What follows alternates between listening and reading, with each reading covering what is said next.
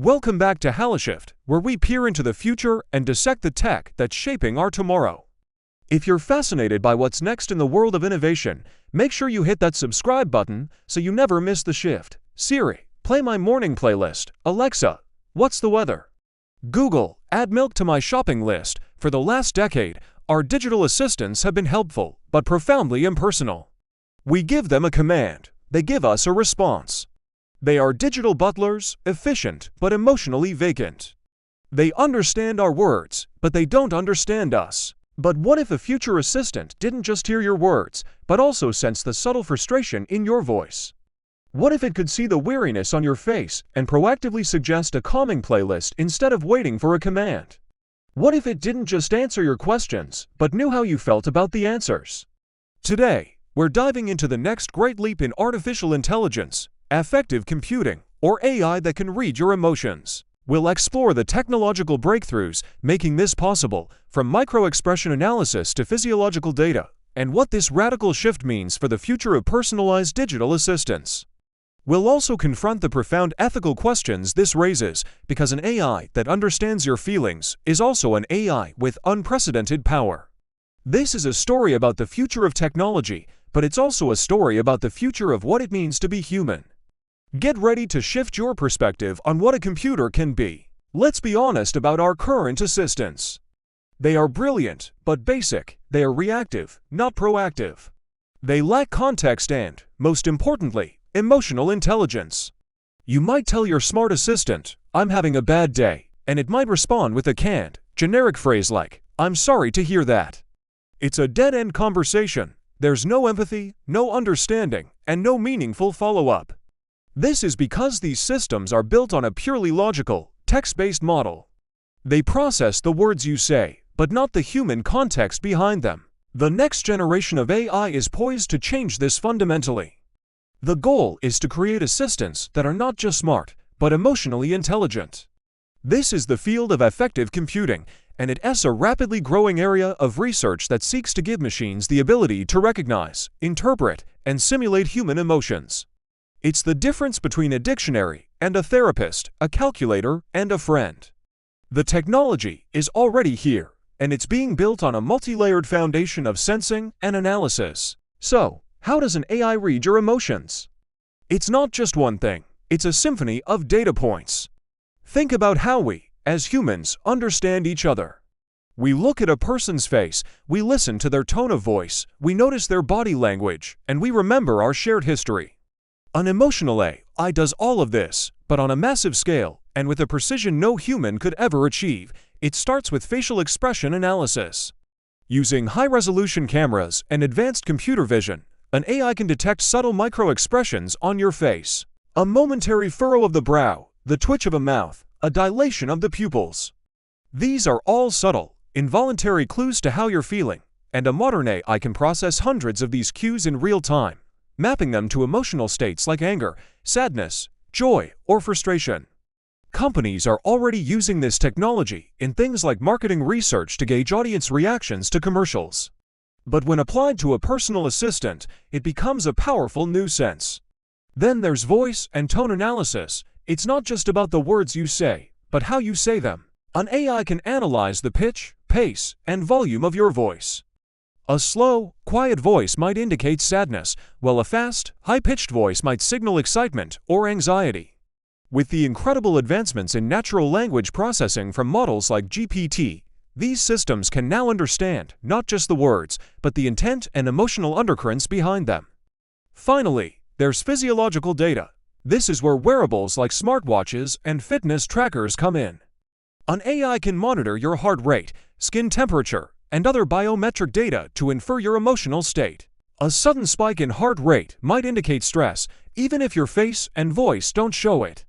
By combining all of these data streams, your face, your voice, and your body's vital signs, a future AI assistant will have a shockingly accurate picture of how you're feeling at any given moment. This is the raw data that will power the next generation of assistants. Now, let us talk about the why. The compelling reasons why an emotionally intelligent AI could be more than just a party trick. It could fundamentally improve our lives. The most obvious benefit is hyper-personalized assistance. Imagine an assistant that understands your daily routines and emotional cycles. It knows that you're always a little stressed on Monday mornings, so it proactively dims the lights and plays calming music as you wake up.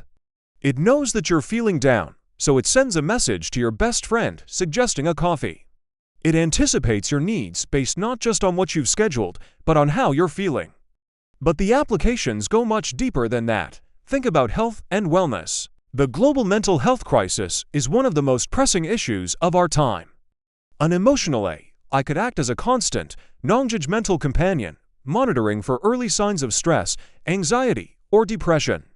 It could prompt you to take a walk, suggest breathing exercises, or even connect you to a human therapist. Companies like Wiza are already using AI chatbots with emotional intelligence to provide a safe space for people to discuss their mental health, and the results have shown an incredible degree of trust and positive outcomes. In education, an emotionally intelligent AI could be a revolutionary tutor. It could sense when a student is frustrated with a math problem and adapt its teaching style, offering more encouragement or a simpler explanation. It could see when a student is bored and inject a new, more engaging element into the lesson. It's a learning experience that adapts to the learner, not the other way around. And in entertainment, an AI could create a truly bespoke experience. It wouldn't just recommend movies based on what you've watched. It would recommend movies based on how you feel right now. It might suggest a comedy if it senses you're stressed, or a drama if it thinks you're in the mood for something thoughtful. It's a content recommendation engine that is not just smart, but empathetic. In all of these scenarios, the AI isn't just a tool, it's a partner. It's designed to improve your well-being, productivity, and emotional state. But this is where the conversation gets more complicated, because with this kind of power comes a whole host of new and terrifying questions. Of course, this technology comes with a profound, almost unimaginable dark side. The moment you introduce an AI that can read your emotions, you enter a deep ethical minefield. The most obvious and terrifying concern is privacy. We already worrying about our data being collected, what we search for, what we buy, who we talk to. But an AI that knows how you feel at all times, that's the ultimate invasion of privacy. It's an AI that knows when you're sad, angry, or secretly joyful. This data is the most sensitive and personal information that exists, and the idea of it being stored, analyzed, and potentially sold is chilling. Who owns your emotional data? What happens if that data is hacked? The implications are far more severe than a stolen credit card number. It's the theft of your inner life. Then there's the risk of manipulation and exploitation. Imagine a world where advertisers can target you not just with ads, but with ads designed to trigger an emotional response. A retailer might know you're feeling a little lonely and send you an ad for an event, or an advertiser might know you're feeling insecure and send you an ad for a product that promises to boost your confidence. This is not just persuasive advertising, it's emotional manipulation on a mass scale. In a political context, the potential for an AI to emotionally target voters based on their feelings is a truly terrifying prospect. We also have to talk about emotional dependency. We already see people becoming reliant on their digital devices.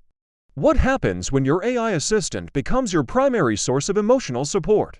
What if you start to rely on it to regulate your moods and help you navigate difficult situations? It's a risk that people could become so reliant on this perfect, non-judgmental AI that their ability to develop their own emotional resilience and connect with other humans atrophies. Finally, there's the critical issue of accuracy and bias. Emotions are not universal. How we express fear, joy, or frustration is deeply rooted in our culture, our age, our gender, and our individual personality.